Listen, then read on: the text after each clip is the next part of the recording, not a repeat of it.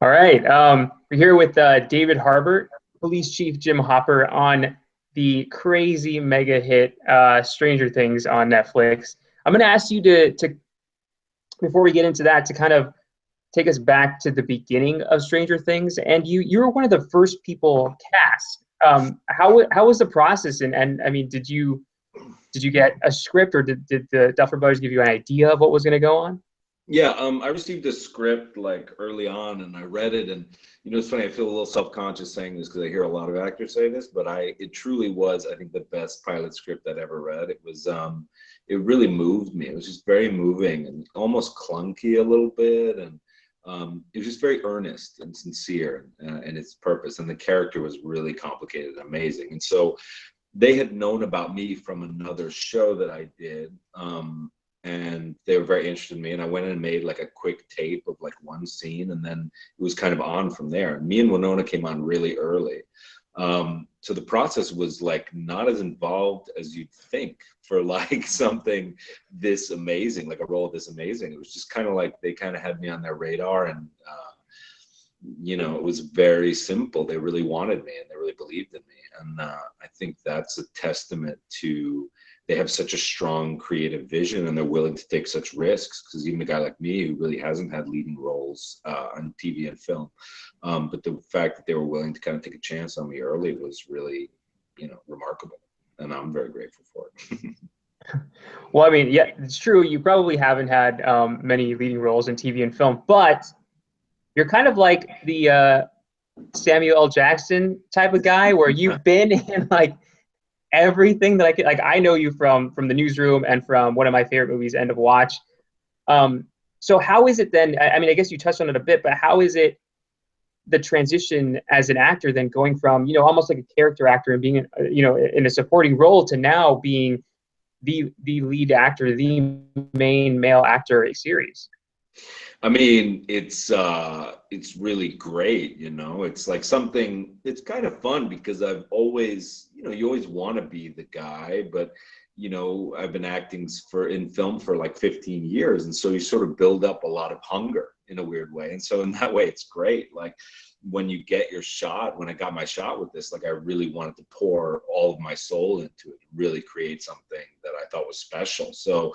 And also, what's interesting about character guys, and like I play a lot of villains too, is like I'm able, I think, to bring a lot of unattractive qualities to characters, and I'm not really afraid of that. I'm not afraid of being sort of unlikable. And certainly in the beginning of Stranger Things, I think that Hopper is sort of unlikable, and I think that it requires a certain maturity to like not sentimentalize those things, and I don't think I would have had that maturity had it happened to me at 30. I think I would have played the role much more romantically in a certain way, and I like the fact that I have that where I'm able to have all this experience with playing roles that are not that attractive guys. To be able to bring that to a heroic role, I think, is something that's kind of unique that I can do that I wouldn't be able to do had I been cast much earlier. So, well, I mean, I think one of the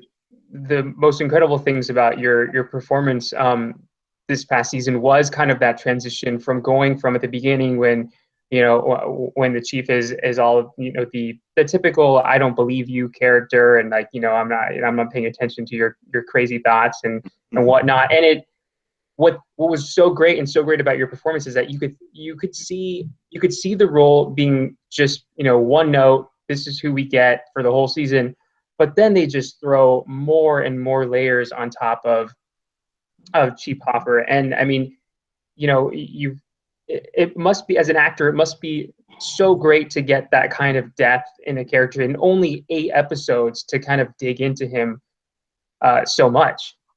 Yeah, it's an extraordinarily three-dimensional character. And I mean, one of the things that I sort of knew right off the bat that he was going to be very well written and very interesting was just that, like, in the beginning, like one of the opening shots is there's a picture on the fridge of like his dog, a family, and then you cut to him on the couch with the beer and the pills and stuff. And so that like this guy's in trouble, and he had at one point a family, and now he doesn't.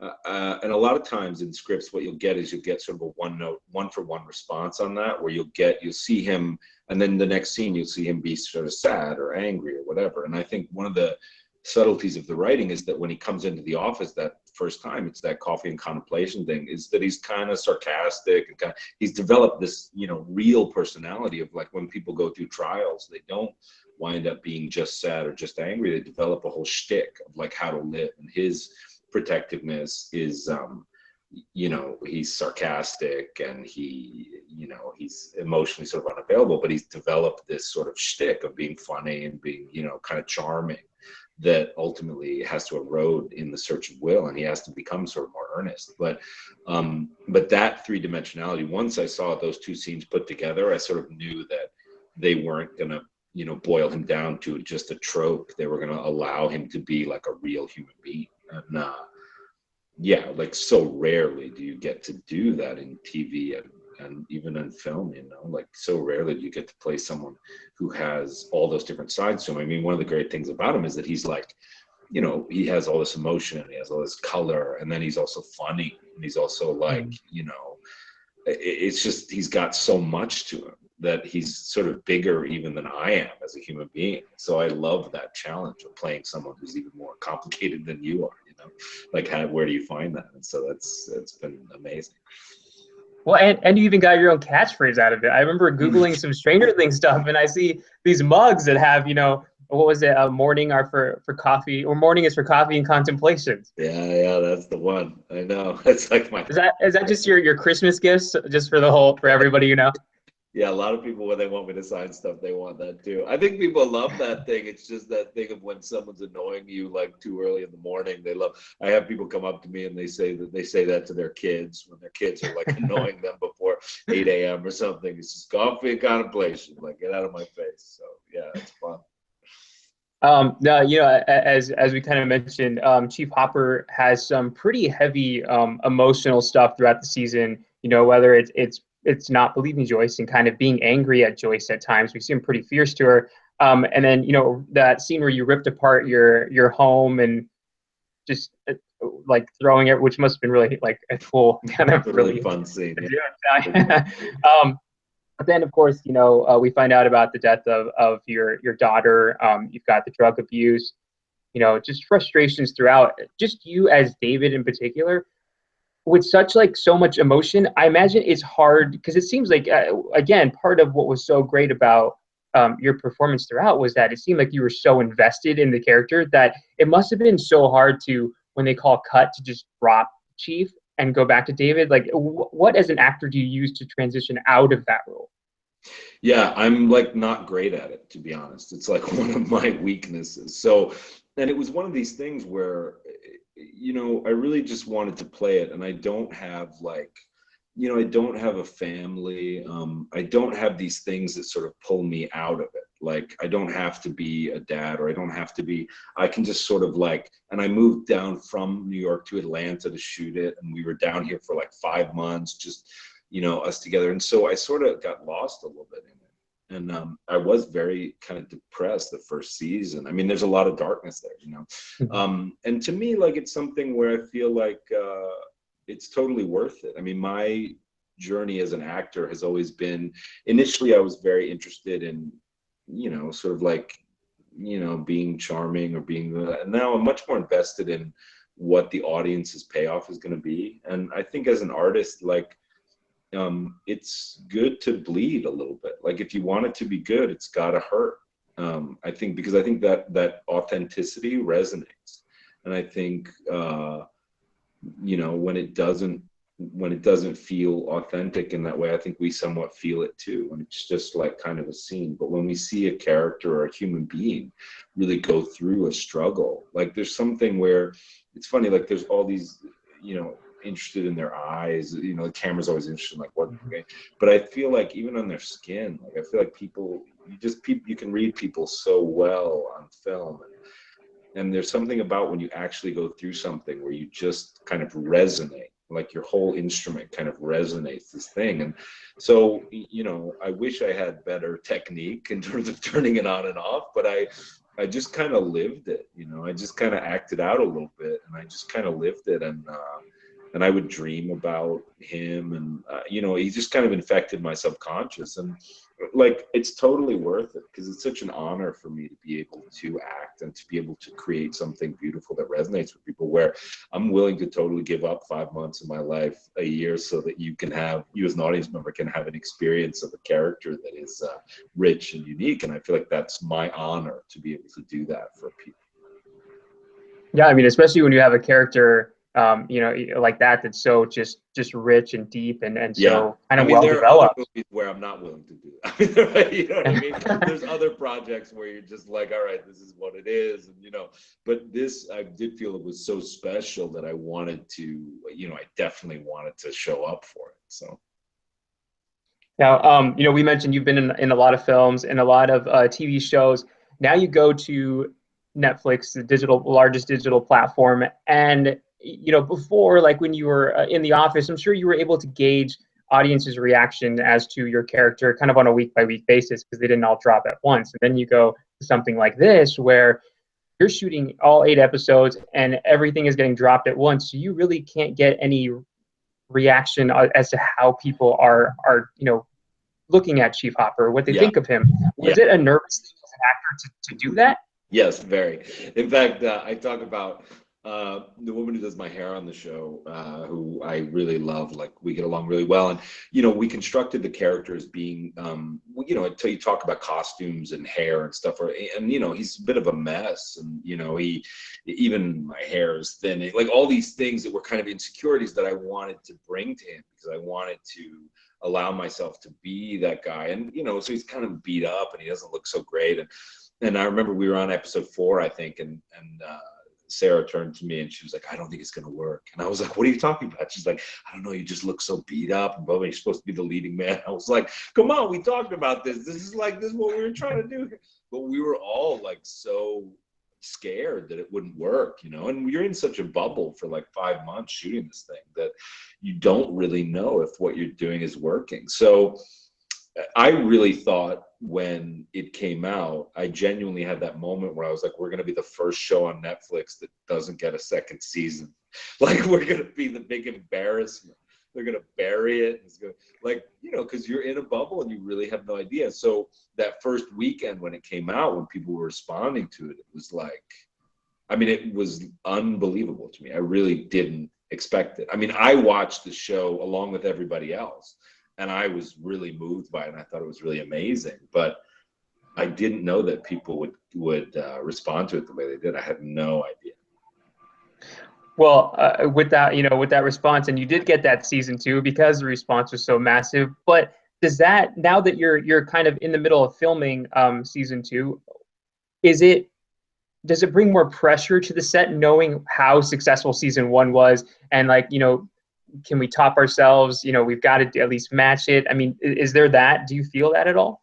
I feel it, yeah. I mean, and you know, before we got the first scripts, I was nervous about how are we going to do this. And then I read literally the first 5 minutes of season 2 is such an opener of the world. It just blew me away. I literally was reading the script and I went like, yes, like as soon as it ended. So I think we're going to do something very expansive. And now that we know we have a show that people like, I think we might have more seasons to come. And so we can kind of arc a larger story, and we start to establish things this season that'll pay off even further down the road. And that's really kind of liberating. So all the pressure that you feel, you also feel like, wow, we also have a bigger canvas now to play with, and we can add all these new colors and all these new shapes. And so, yes, there is pressure, but there also is excitement of like, and also I love being the guy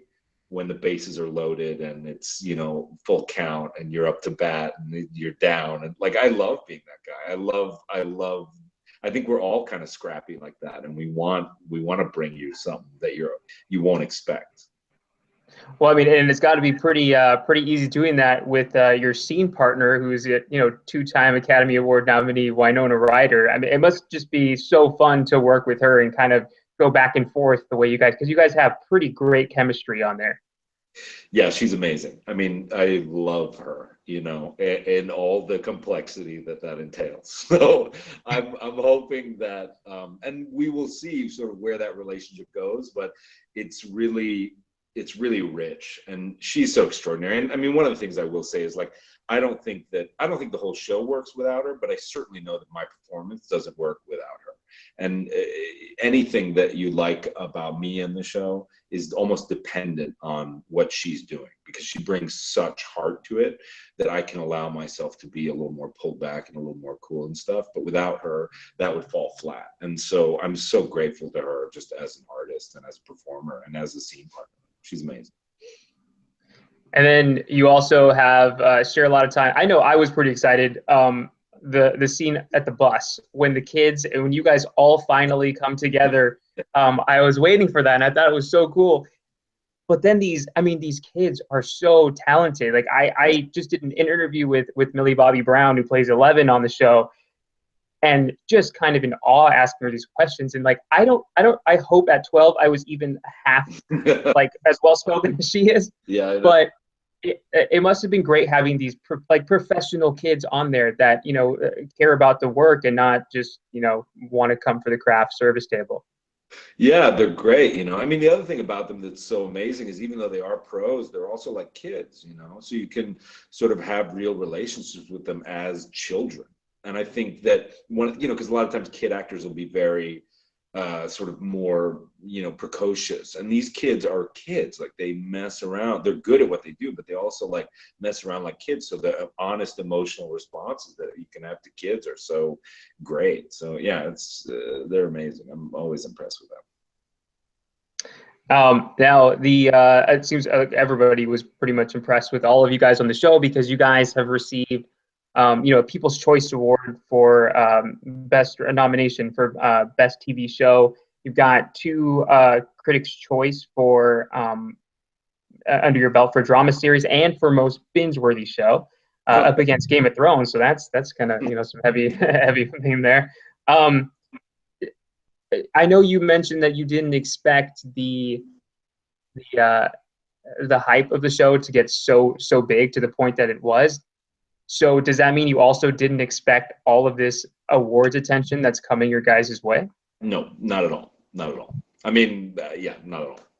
I think we're all just so earnestly trying to tell the best story we can that we had no idea that people would like it as much as they did. And so, and it's a real nice bonus that people want to do that. It's not, and again, like it's not even important if we win or even if we get nominated, because we love doing the show so much that it wouldn't matter either way. But it's a nice little like icing on the cake. It's a nice little bonus for people to respect what you do, and it makes you feel grateful to be a part of something. So that's nice.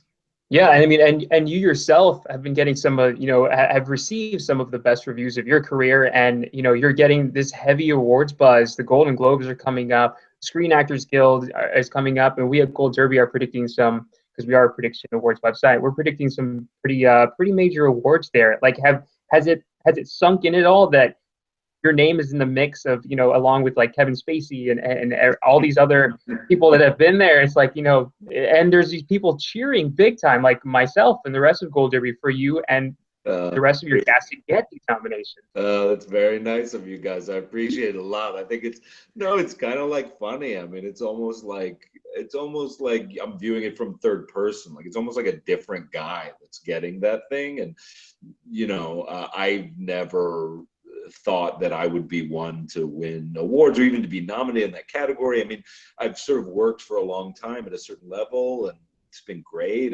But now to be thrust in this new thing is just, it feels, honestly, it feels a little silly. Like I get, I'm really grateful, but it feels like, wow, like I can't really process it. So, but I will say that's amazing that people like what I do, and I really appreciate it.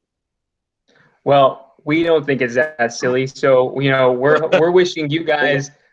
So we don't think it's that silly. We at Gold Derby and all of the other Stranger Things fans are wishing you guys, just the best at the Golden Globes, at the Screen Actors Guild. We're hoping you guys take that ensemble prize. That would be great. And to wrap it up, just want to thank you for joining me today. Congratulations on the big leading man role and all of that's coming out. I know you were in Suicide Squad. I mean, you're just rolling with it. In season 2. Thanks. I would have asked about season 2, but I'm not a spoiler guy. I don't want to know anything. I know you don't want to know anything. All I'll tell you is I don't think if we can live up to our end of production based on the scripts, I do not think you'll be disappointed. So yeah. Sure, I won't. Well, I'm not telling you anything. Don't worry. Good. All right. Well, thanks a lot, David, for joining us, and congratulations, and hope to talk to you again soon. Thanks, man. You too. Appreciate it.